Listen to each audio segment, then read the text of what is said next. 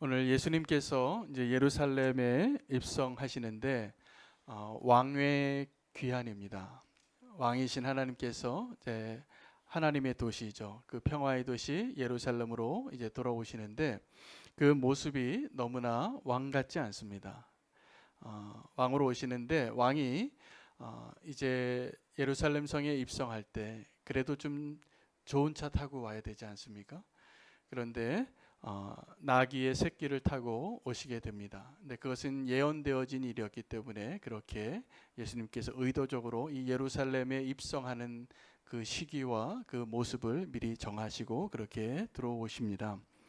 나귀 새끼를 타고 오시고 그 위에 안장도 없었습니다. 그리고 한 번도 사람을 태워보지도 않았던 그냥 멍에 매는 그 나귀의 또 새끼입니다. 그래서 그 나귀 새끼를 타시는데 예수님 그래도 앉으셔야 되겠으니 어떤 사람이 겉옷을 그 위에 얹었고 그 누군가의 겉옷을 앉으셔서 그리고 그것을 방석 삼아서 나귀를 타시고 새끼 나귀를 타시고 아마도 뒤뚱뒤뚱 걸으시면서 오시지 않았을까 싶습니다.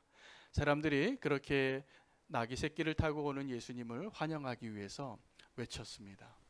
오늘 그 외침의 소리가 들리고 호산나 외쳤는데 그 길에 사람들이 융탄자를 깐 것이 아니라 카페트를 깐 것이 아니라 사람들의 옷을 깔고 예수님께서 이렇게 들어오셨다라고 기록하고 있습니다.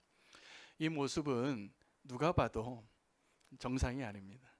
이상하죠. 어울리지 않고 이것이 왕의 모습이라고 하기에는 너무나 적합하지 않은 모습으로 예수님께서 의도적으로 그렇게 예루살렘의 왕으로서 들어오시는 모습을 우리가 지금 성경 말씀으로 읽고 있는 것입니다. 오늘 이 예루살렘에 들어오시는 예수님의 이 내용부터 십자가에 달리시는 일주일의 기간이 이 예루살렘에서 진행이 되어지는데 그 일주일 동안에 예수님께서 경험하는 일들은 다 의미가 있습니다. 그리고 그 일주일 동안에 경험하는 그 일들을 우리가 다 기억하기 위해서 복음서가 쓰여지기도 한 것입니다. 근데 예수님께서 이 예루살렘에서의 그 마지막 일주일을 보내기 위해서 들어가는 첫 모습이 우리가 생각하기엔 너무나 상식적이지 않고 너무나 이상한 어울리지 않는 왕의 모습으로 들어오셨다는 것입니다. 그런데 이것은 분명히 알아야 될 것이 우리가 생각하고 있는 왕에 대한 생각이 이상한 것입니다. 우리가 생각하기에 왕은 카페트가 깔려 있고 그날에서 제일 좋은 차를 타고 와야 되고 경호원이 몸으로라도 맞고선 들어와야지 맞습니다. 그렇지 않습니까? 우리 지난번에 판문점에서 북한의 지도자가 그 짧은 거리를 이동하는데 경호원들이 아주 멋있게 그 차를 호위하면서 들어오는 것을 봤습니다. 한 나라의 한 원수가 어떤 이동을 할 때 보안 요원이 그렇게 안전하게 지키고 움직이는 것이죠. 그런데 우리는 정말 이 예수님께서 예루살렘에 들어오시는 이 모습이 진짜 왕의 모습인 것을 알아야 합니다. 우리가 세상에서 생각하는 왕의 모습은 정말 대단하고 왕답고 우리가 생각하고 있는 이 왕의 이미지가 얼마나 왜곡이 되어졌냐 하면 우리가 생각하는 왕은 다 가장 꼭대기에 있는 사람입니다. 그러나 진짜 왕은 가장 꼭대기에 있는 사람이 아니라 가장 낮은 곳으로 오셔도 왕이신 것이 전혀 손상받지 않는 그런 진정한 권위와 진정한 왕의 모습으로 오실 수 있는 분이 진짜 왕입니다. 우리가 그런 왕으로 오신 예수님을 찬양합니다. 그래서 이 모습이 우리가 좀 어울리지 않는 것 같이 생각하는 그 이유는 예수님이 이상한 것이 아니라 우리가 생각하고 있는 왕에 대한 우리의 이미지, 선입견, 생각들이 굉장히 잘못되었기 때문에 그렇습니다. 이 세상의 왕은 제일 꼭대기에서 가장 좋은 것, 가장 값진 것, 가장 대우받을 만한 것으로 치장하고 준비되어져야지 왕답다라고 생각합니다. 그러나 진짜 왕은 그것이 없어도 왕이십니다. 오늘 예수님께서 우리에게 그걸 보여주시고 계시는 것입니다. 그러나 예수님은 이 왕의 귀환이죠. 이 예루살렘에 들어오시는 그 왕의 모습 가운데 본인은 그렇게 겸손하게 오시지만 꼭 있어야 할 것을 아시기 때문에 사람들을 보냅니다. 길 건너편의 마을에 예루살렘에 입성하기 위한 준비를 위해서 제자 2사람을 보냈다라고 말하고 있습니다. 기록하고 있습니다. 또 하나의 세례 요한이 필요한 것이죠. 예수님께서 이 예루살렘에 입성하려면 그냥 들어오시면 안 돼요. 왜냐하면 어떻게 들어올 것이라고 구약 성경에 오늘 이사야서에 예언되어진 그 말씀이 기록이 되어져 있는 것처럼 겸손하게 그 나귀를 타고 들어오셔야 되기 때문에 나귀가 필요했습니다. 나귀 새끼가. 자, 그런데 이 나귀 새끼를 준비하시기 위해서 제자를 보내서 저 마을 건너편에 어떤 집에 매여 있는 나귀가 있고 그 나귀 새끼가 있는데 가서 그냥 가져오라는 겁니다. 근데 누가 이걸 왜 가져갑니까? 아마도 그 왜 가져갑니다라고 말하는 사람은 그 나귀 주인이겠죠. 그 나귀 주인이 당신이 누굽니까? 내 거를 왜 가져갑니까? 라고 말하면 이렇게 말하라는 거예요. 주가 쓰시겠다. 주가 쓰시겠다. 여러분, 우리가 하나님을 대하여, 하나님을 향하여 정말 하나님을 기쁘게 하고 우리의 삶이 정말 승리하는 삶, 행복한 삶, 정말 하나님이 원하시는 모습으로 살아가려면 우리가 하나님께 믿음을 사용해야 합니다. 하나님께 믿음을 사용한다는 것은 어떤 것이냐면 하나님이 정말 능력이 있으시고 하나님 정말 우리를 사랑하시기 때문에 하나님이 그 믿음으로 하나님을 대하는 우리의 그 믿음을 기뻐하셔서 분명히 우리의 믿음의 행보에 하나님이 응답하실 것이라고 믿으십니까? 네, 하나님 그걸 기뻐하시거든요. 그래서 우리가 하나님께도 우리의 믿음을 사용해야 하지만 하나님께서 기뻐하세요. 근데 오늘 본문을 잘 묵상해 보시면 하나님께서도 믿음을 사용하세요. 어떤 믿음을 사용하시냐면 저 나귀 새끼 주인이 주가 쓰시겠다고 하면 내어줄 것을 믿으셨다는 것입니다. 그래서 하나님이 쓰시는 사람은 하나님이 사실은 더 믿음이 좋으세요. 자, 우리는 하나님을 향하여서 믿을 때 어떤 것을 믿어요? 하나님의 능력과 하나님의 사랑과 하나님의 전지전능하심과 그렇죠. 하나님의 은혜와 이런 것을 믿고 하나님께 의존하는데 그런 하나님을 알면서도 우리가 믿음을 잘 사용하지 못할 때가 훨씬 많아요.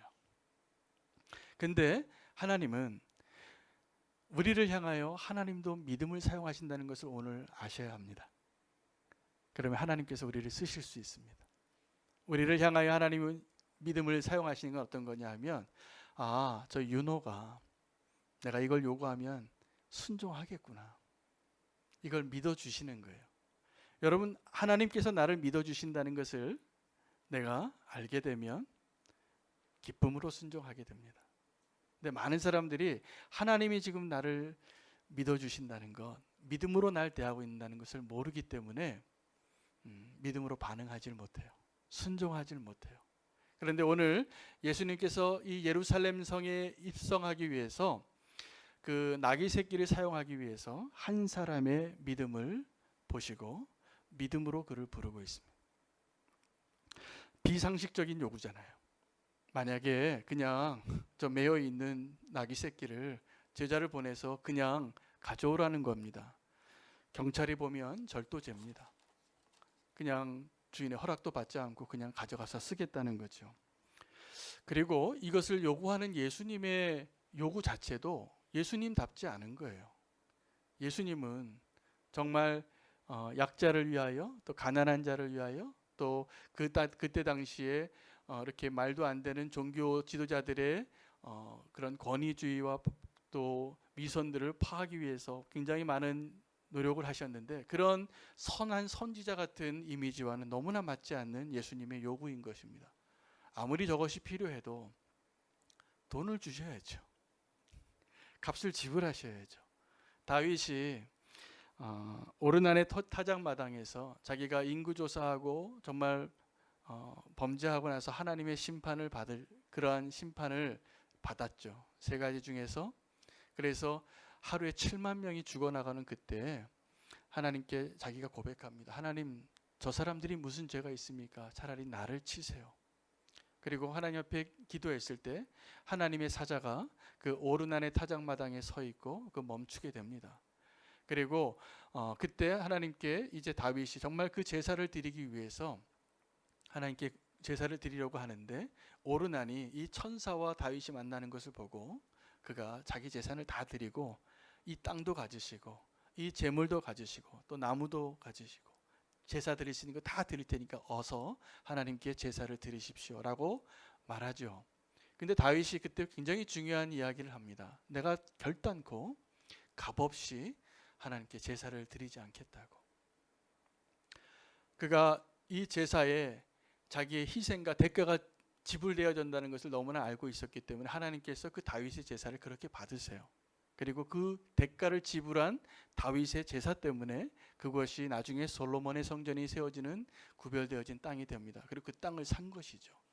아브라함도 그 이방인으로 돌아다니다가 헷 족속에게 그 땅을 샀을 때 값을 지불하고 사는 겁니다. 사실은요, 우리가 은혜로 구원을 받았지만 값을 지불해야 될 때 지불하는 것이 나중에 하나님 앞에서 정말 떳떳하게 그 근거가 되는 것입니다. 그래서 많은 믿음의 사람들이 그 땅을 그렇게 샀어요. 그런데 오늘 예수님은 이 제자에게 예수님이 꼭 그 필요한 그 예언이 성취되기 위해서 필요한 그 나귀 새끼를 왜 돈 안 내고 그렇게 가져가려고 하실까? 궁금하지 않으십니까? 다 오늘 예수님의 목적이 있습니다. 예수님께서 그 나귀를 그냥 가져오시고 만약에 왜 가져가냐고 물으면 주가 쓰시겠다라고 말하라고 한 것입니다. 이것은 부탁도 아니고 명령도 아니고 사실은 하나님의 축복의 초대입니다. 하나님께서는 예수님이죠. 예수님께서는 이 나귀 새끼의 주인이 순종할 것을 아셨어요. 아셨습니다. 그리고 그 예수님이 지금 예루살렘 성에 입성하는데 그의 순종을 통해서 그가 이 놀라운 역사의 첫걸음에 쓰임받는 축복을 누리게 해주고 싶으셨던 거예요. 오병이의 사건 때 예수님께서 자기를 따라오는 수천 명의 사람들에게 먹을 것을 주기 위해서 그냥 예수님이 주셔도 돼요. 그냥 하나님께 기도해서 하나님 오늘 만나가 좀 필요합니다. 좌표를 찍어 드릴 테니까 몇 시까지 배달해 주세요. 이렇게 말씀하실 수도 있는데 어떻게 하셨냐 하면 예수님이 축사하시고 제자들에게 나눠주게 하실 때 뭐라고 말씀하시냐면 너희가 먹을 것을 주라 라고 말씀하세요. 근데 제자들에게 먹을 게 없었거든요. 어린아이가 갖고 있는 한 도시락밖에 없었는데 그 도시락밖에 없는 그것 가지고 너희가 먹을 것을 주라 라고 말씀하시는 거예요. 여러분 우리가 하나님 앞에 항상 그렇게 얘기합니다. 하나님 나는 지금 너무 어려워요. 내가 주님을 위해서 뭘 드릴 수 있겠어요. 근데 그런 분들은 드릴 수 없어요. 근데 하나님이 사용하시는 분은 너희가 먹을 것을 주라 라고 하고 돌아보니까 도시락 하나밖에 없는데 그걸 가지고 제자들이 나눠줄 때 5천 명이 먹은 것입니다. 그럼 예수님께서는 이 5천 명을 먹이는 일 가운데 그 어린아이의 도시락 또 하나는 그 제자들을 사용하셔서 하나님의 일을 하시는데 사용하신 것에 불과합니다. 지금도 하나님은 그렇게 일하시는 것을 우리가 꼭 알아야 합니다. 그래서 하나님이 사용하시는 사람들이 따로 있어요. 믿음으로 우리를 부르실 때 순종으로 답할 수 있는 사람을 하나님이 사용하십니다. 근데 그 순종이 없으면 하나님 쓰실 수 없는 것입니다. 예수님이 행하신 이적 가운데 다 보면 순종한 사람들이 쓰임을 받습니다. 가나의 혼인 잔치에서도 이 포도주가 떨어졌는데 그 어머니가 그 첫 번째 이적을 행하는 일을 부탁을 해요. 아들 예수에게. 그런데 예수님이 아직 때가 안 됐다고 그렇게 말을 해도 이제 주변에 있는 제자들과 하인들에게 말합니다. 무조건 이 예수가 말하는 대로 따라 해보십시오. 그래서 예수님이 어쩔 수 없이 그 혼인잔치에 그 결혼의 그 혼주가 있을 거 아닙니까? 그 혼주가 너무나 공경에 처한 것을 알게 된 것이죠. 어머니가. 그리고 예수님께 말하고 도와주시라 라고 말했을 때 예수님은 내키지 않았지만 그 어머니 부탁을 받고 기적을 베푸시죠. 근데 그 기적을 베풀 때에도 그 물도온 하인들의 믿음을 예수님은 사용하시는 겁니다. 그 하인들은 이게 분명히 물인 줄 알아요. 그런데 이 물인 줄 아는데 이 물을 예수님이 갖다 주라고 하는 거예요. 누구에게요? 그 잔치의 가장 고귀한 손님에게. 근데 물인 줄 아는데 갖다 주는 그 믿음을 하나님이 쓰시는 겁니다. 예수님께서 우리에게 이런 요구를 하실 때가 있습니다. 여러분 혹시 그런 적 없으십니까? 내가 보기엔 정말 불가능한데, 내가 보기엔 이건 내가 할 수 없는 일인데 그걸 하라고 하시는 거예요. 그럼 그때 우리는 둘 중에 하나를 택할 겁니다. 주님, 이건 말도 안 됩니다 라고 포기하든지, 그래도 순종하고 그 예수님의 명령에 순종하는 것이죠. 오늘 예수님께서 주가 쓰시겠다라고 말씀하시고 그 나귀 새끼의 주인에게 그렇게 기대하시고 믿음으로 요청한 것을 우리는 반드시 알아야 됩니다. 그런데 우리는 그럼 이런 생각을 하게 됩니다. 믿음과 맹신의 차이가 무엇인가요? 우리가 이런 질문에 대해서 그런 말도 안 되는 요구를 하는 어떤 분들이 계세요. 이전에 부흥사분들이 많이 그랬어요. 이건 맹신하라고. 이거 내면은 이걸 다 바치면 하나님 더 주신다고. 우리가 그것을 알아야 됩니다. 우리가 하나님께서 우리에게 내가 상식적으로 이해되어지지 않는 일들을 요구하실 때가 있는데, 분별하는 기준이 이겁니다. 그 일을 요구하는 사람이 믿을만 합니까? 예수님께서 가나의 혼인잔치에서나 오병이어의 기적에서나 또 오늘 예루살렘에 입성하실 때 예수님이 그것을 요구하신다면 여러분 꼭 순종하시기 바랍니다. 그러나 만약에 내가 보기에 이거는 말도 안 되는 일을 직장 상사가 요구해요. 말도 안 되는 일을 어떤 잘못된 분들이 요구해요. 그러면 그거는 잘 분별을 하셔야 됩니다. 그런 것에 대해서는 믿음을 사용하는 게 아니라 분별을 사용하셔야 됩니다. 그런 것에 대해서는 그렇게 맹목적으로 그것을 요구하는 것에서는 어리석은 자가 되지 않으시기를 축복합니다. 그러나 믿을 만한 사람, 예수님이 만약에 우리의 양심에, 우리의 마음에 그렇게 말씀하신다면 그 음성을 외면하지 마세요. 여러분, 어떤 사이비 주교가 말하는 것과 내 안에 성령님께서 말씀하시는 것이 구분이 되십니까? 그렇다면 분별하십시오. 제가 정말 안타까운 것은 어떤 거냐면 어떤 사이비 주교가 얘기하는 거 그렇게 사람들이 말을 잘 들어요. 말도 안 되는 것을 그렇게 하더라고요. 자기 전 재산 갖다 주고 그런 것을 맹신하고 속고, 그런데 왜 내 양심에 내 마음에 성령님께서 하시는 그 이야기에는 그렇게 귀를 기울이지 않는지 모르겠어요. 예수님께서 저와 여러분에게 만약에 주가 쓰시겠다 하라 하고 그냥 저 나귀 새끼를 가져오라고 할 때는, 이런 요구를 하실 때는 하나님께서 우리에게 믿음을 사용하시는 거라니까요. 내가 너를 한번 믿어보겠다. 내가 너를 한번 신뢰하겠으니 일을 한번 해보겠느냐라고 우리에게 기회를 주시는 거예요. 하나님의 축복의 일에. 지금도 하나님은 그 말씀을 저와 여러분의 심령 안에, 양심 안에 분명히 말씀하시고 계신다고 저는 믿습니다. 그런데 그 음성을 들을 때는 우리가 너무나 많이 외면해요. 그리고 핑계를 대요. 하나님 이것 때문에 안 되고요. 이것을 해야 되고요. 이것 때문에 어렵습니다. 그리고 그 기회를 다 놓쳐버리는 것 같아요. 오늘 이 말씀 통해서 오늘 우리가 주님께서 쓰시겠다고 할 때 기쁘게 쓰임받는 축복을 누리시기를 축복합니다. 즉시 보내리니라고 말씀하세요. 예수님께서. 그것은 어떤 거냐면 그 나귀 새끼의 주인의 순종을 예수님께서는 아셨다는 것입니다.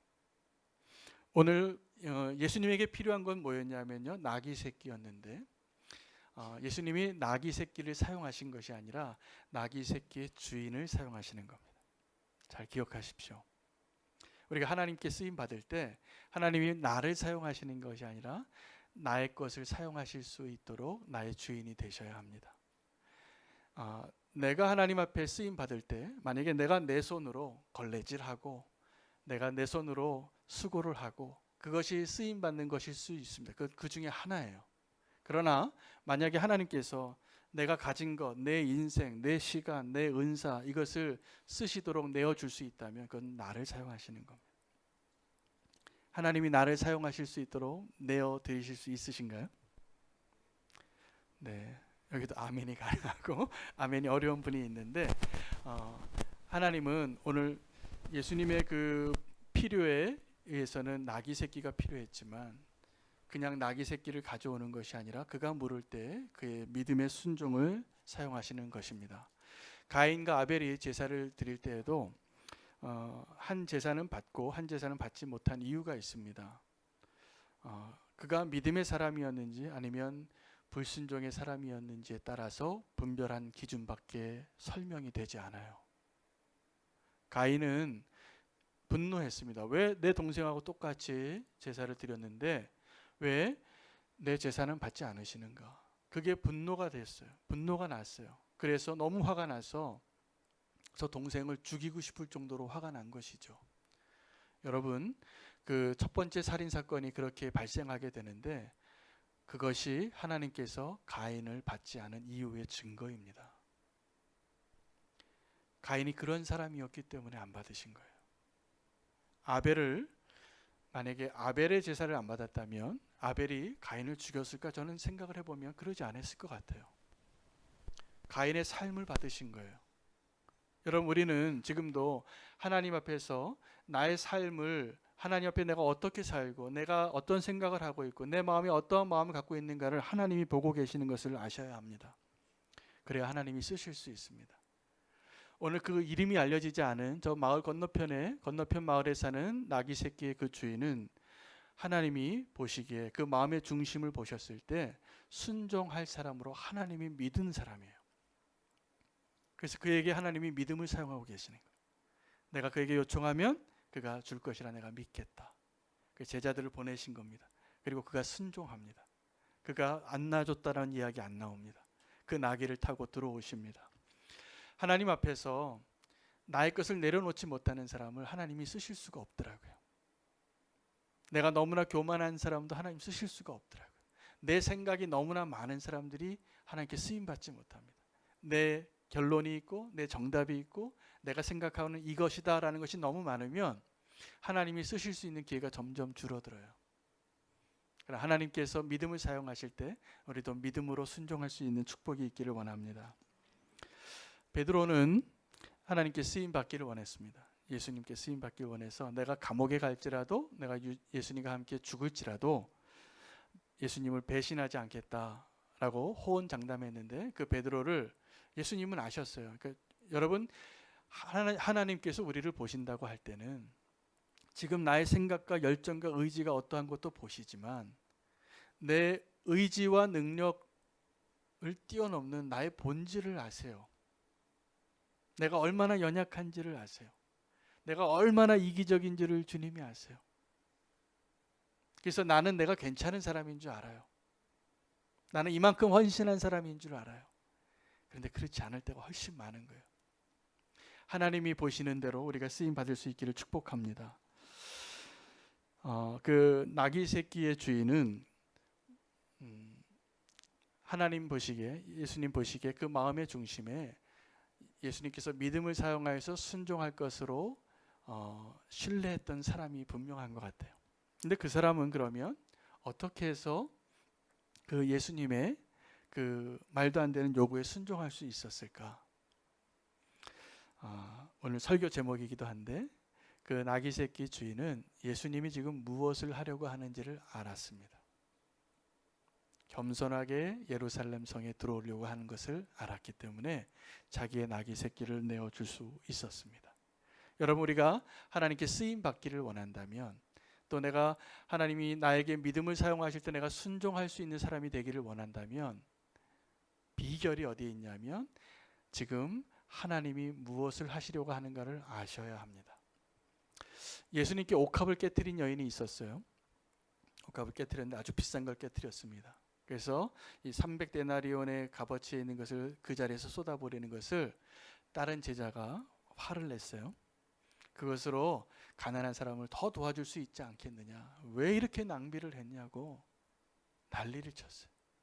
그런데 예수님이 내어두라, 그리고 그가 나를 위하여서 꼭 해야 할 일을 했다라고 그 여인을 칭찬하면서 이 여인이 지금 행한 일을 내 복음이 전파되어지는 곳마다 이 여인이 행한 일도 같이 전해지리라 라고 축복하세요. 여러분, 이 여인이 왜 그렇게 순종할 수 있었냐 하면 내 인생에 남은 여생을 살 수 있는 비자금을 다 쏟은 거예요. 그 300데나리온이. 자, 왜 그랬냐 하면 이 여인은 알았어요. 예수님이 분명히 그 전에 그 방에서 그 집에서 내가 이제 죽으러 간다. 인자가 고난을 당하고 십자가에 못 박혀 죽고 사흘 만에 부활할 것이다 라고 얘기했을 때 다른 제자들은 예수님과 3년 동안이나 같이 있었으면서도 예수님이 지금 무엇을 하려고 하는지를 모릅니다. 근데 이 여인은 알았어요. 그래서 이 예수님의 장례를 준비하려고 옥합을 쏟은 거예요. 여러분, 나중에 정말 예수님께서 죽으시고 굴 속에 들어가셨을 때 안식일이 지나고 새벽에, 안식일 후에 첫날 새벽에 어떤 여인들이 정말 이 향유를 가지고 가는데 그 여인들이 그 향유를 쓰지를 못합니다. 왜요? 예수님이 부활을 하셨기 때문에. 예수님이 무엇을 하려고 하는지를 알았던 이 여인은 예수님에게 정말 필요한 것을 가장 자기의 값진 것을 가장 값진 분에게 가장 적합한 방법으로 사용할 수 있는 자가 된 거예요. 여러분, 우리는 지금도 예수 그리스도께서 이 땅에서 무엇을 하려고 하셨고 그리고 앞으로 어떤 일을 우리에게 하기를 원하시는지를 하시려고 하는지를 아셔야 됩니다. 우리는 교회에 정말 주님께서 지금 무엇을 하려고 하시는지를 알아야 돼요. 안 그러면 우리가 지금 헛수고할 거예요. 그러나 주님께서 무엇을 하시려고 하는지를 알면 우리의 믿음이 생길 거라고 믿습니다. 그리고 믿음으로 순종할 수 있을 거라 믿습니다. 그리고 그런 믿음으로 순종하는 사람의 마음의 중심을 아시고 하나님은 그 사람에게 그 일을 요구하실 거예요. 내가 좀 쓰겠다. 그때 예수님이 만약에 여러분의 양심에, 여러분의 생각에 성령님께서 하시는 말씀을 어떤 음성을 주신다면 기쁨으로 순종하세요. 그건 놀라운 축복이라고 저는 믿습니다. 제자들은 그런데 그 일을 누리지 못합니다. 마지막 때가 가까울수록 예수님은 제자들에게 그것을 여러 번, 3번을 얘기하십니다. 인자의 고난에 대해서. 그런데 그 제자들은 믿음이 없었어요. 마지막에 예수님 보시기에는 너무나 실망스럽습니다. 그 중에 가장 실망시킨 사람은 아시는 것처럼 가룟 유다입니다. 가룟 유다의 마음에 그 사탄이 그 생각을, 예수를 팔 생각을 넣어준 것을 예수님이 아셨어요. 그 생각에 내가 예수님 팔아야지 라고 생각을 갖고 있는 것을 예수님은 알고 계셨고 다른 제자는 모를 때 예수님께서 세족식을 하시는 그 밤에 너희 중에 하나가 나를 팔 것이다 라고 얘기하세요. 왜 얘기했을까요? 그리고 얘기하셨으면 그러지 말라라고 그 사람에게 말리든지 그 사람을 좀 붙잡아 놓게 하든지 그러실 수도 있었을 텐데 너희 중에 하나가 나를 팔리라 라고만 말하고 그냥 팔리십니다. 예수님께서 그 말씀을 하신 것은 그 제자에게, 팔려고 하는 생각을 가지고 있는 제자에게 회개의 기회를 주시는 거예요. 내가 알고 있다. 너 그러지 마라. 그 말을 할 때 11명의 제자는, 그런 생각이 없는 사람들은 누가 그 사람인지가 궁금했을 겁니다. 근데 그 말씀을 하실 때 그 생각을 갖고 있었던 사람은 예수님이 어떻게 하셨지? 라고 생각했을 겁니다. 그리고 그 예수님이 어떻게 하셨지 생각한 그 사람이 그날 밤에 나갑니다. 그 밤에 나가서 당장 제사장을 찾아가서 거래를 합니다. 가격이 결정됩니다. 은 30냥입니다. 은 30냥으로 가격이 결정되어지는 것을 예수님이 아시고 뭐라고 말씀하시는지 아십니까? 인자가 이제야 영광을 받았다라고. 인자가 영광을 받았다라고 말씀하세요. 무슨 영광입니까? 십자가의 영광이에요. 예수님의 영광이 2가지 영광이 있어요. 또 다른 영광이 나중에 그 영광이 있다라고 요한복음에 설명을 해주시는데 첫 번째 영광은 십자가의 영광이고 2번째 영광은 부활의 영광입니다. 많은 사람들은 부활의 영광이 훨씬 더 영광스러운 것으로 이야기합니다. 그리고 우리도 그 영광스러운 그 날을 소망하며 살아갑니다. 그런데 진짜 영광은 십자가의 영광입니다. 우리가 이 땅에 살면서 우리가 붙잡고 소망을 갖고 살아야 할 우리 성도의 진정한 영광은 십자가의 영광입니다. 가룟 유다와 같이 쓰임받지 않기를 축복합니다. 하나님 나라에 악역으로 쓰임받지 마세요. 가능하면 이 나귀 새끼 주인처럼 쓰임 받기를 축복합니다. 그 가룟 유다도 예수님께서 회개하기를 기다리셨지만 그가 그 밤에 나가서 예수님을 팔아요. 그런데 그런 사람이 필요했어요. 왜냐하면 그렇게 예언되어 있었거든. 교회 안에서도요, 누군가는 그 일을 하시더라고요. 안타까워요. 하나님께 쓰임 받을 때 하나님의 기대에, 하나님의 믿음에 보응받는 일로 쓰임 받는 오늘 이 나귀 새끼의 주인이 되시기를 축복합니다. 가룟 유다를 예수님께서 안타까워하세요. 그가 나지 않았으면 더 좋았겠다. 도마는 마지막에 예수님을 의심하는 제자였습니다. 그 손가락을 내가 그 예수님의 손에 못자국을 집어넣지 않으면 내가 부활하신 예수님을 믿지 않겠다고까지 얘기해요.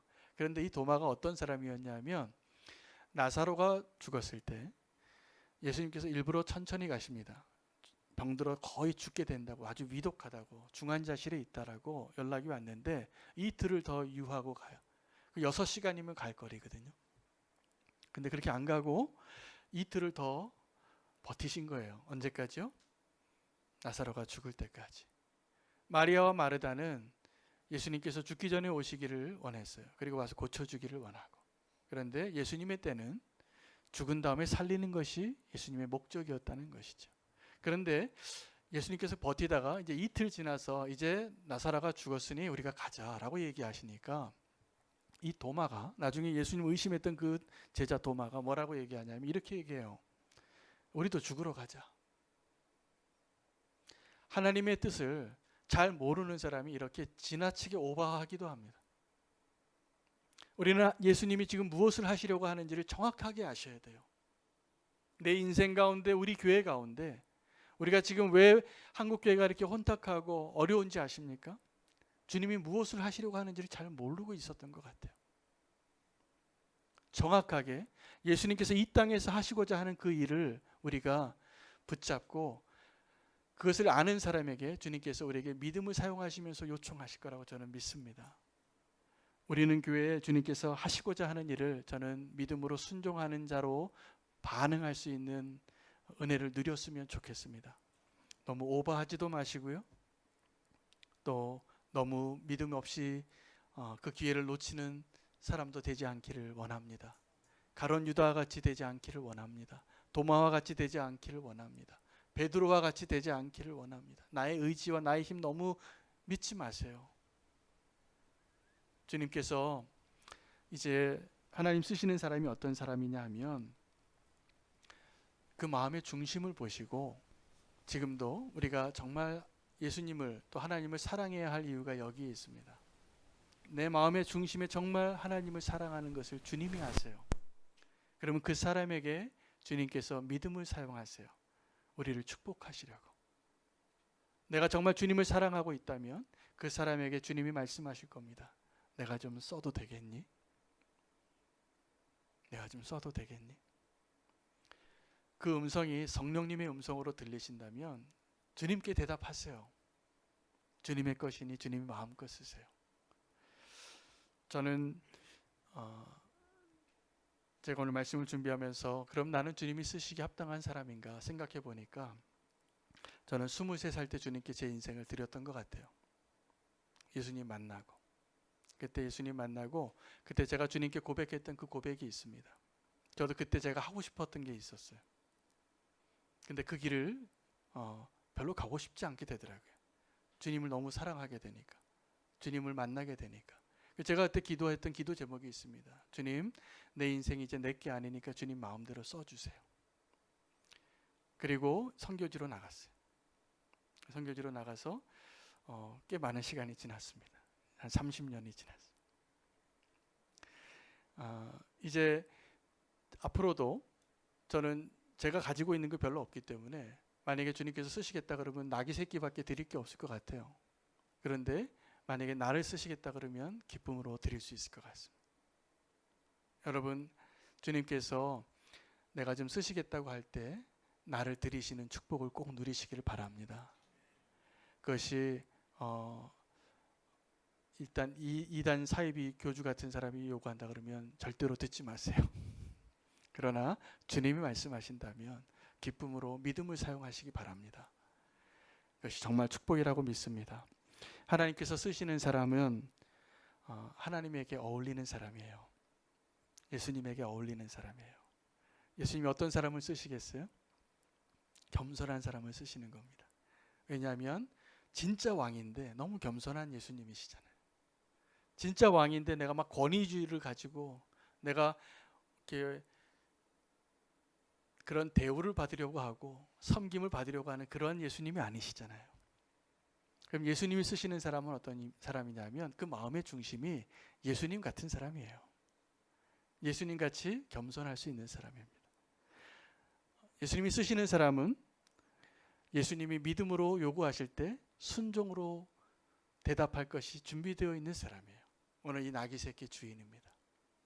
예수님께서 쓰시는 사람은 예수님이 누구인지를 알고 예수님이 무엇을 하시는지를 아는 사람이에요. 그래서 예수님을 더 아시기 바랍니다. 예수님을 더 닮아가시길 바랍니다. 예수님과 좀 친해지세요. 그럼 예수님이 저와 여러분을 쓰시기 편할 겁니다. 그리고 예수님이 뭘 하려고 하시는지를 알 거예요. 그럼 우리가 그 일 가운데 아멘 하시면 돼요. 내가 가진 것, 어떤 분들은 그것을 또 아멘하지 못해서 쓰임 받지 못하는데 하나님은 전능하신 하나님이십니다. 나에게 어떤 큰 것을 요구하기보다는 나의 순종하는 마음을 주님께서 쓰실 것이라 믿습니다. 하나님께서 내가 쓰시겠다, 내가 좀 쓰겠다, 주가 쓰시겠다 하는 그런 메시지를 받으실 때 그것은 하나님의 축복의 초대인 것을 꼭 기억하십시오. 하나님께서 쓰시는 여러분 되시기를 축복합니다. 기도하겠습니다. 하나님 감사합니다. 오늘 말씀을 통해서 주가 쓰시겠다라고 말씀하실 때 우리가 하나님의 그 믿음에 순종으로 답할 수 있는 그 나귀 새끼의 주인이 되기를 원합니다. 주님은 그 나귀 새끼가 필요하셨지만 그 나귀 새끼의 주인을 사용하시는 하나님인 것을 오늘 발견합니다. 하나님, 나의 것을 마음껏 써주시고 나의 인생을 마음껏 써주시고 하나님의 나라를 위해서 나를 사용해 주시기를 원합니다. 주님 앞에 내 삶을 드리기를 원하며 기쁨으로 하나님의 그 축복의 초대에 아멘으로 나아가게 하여 주시옵소서. 예수님의 이름으로 기도합니다. 아멘.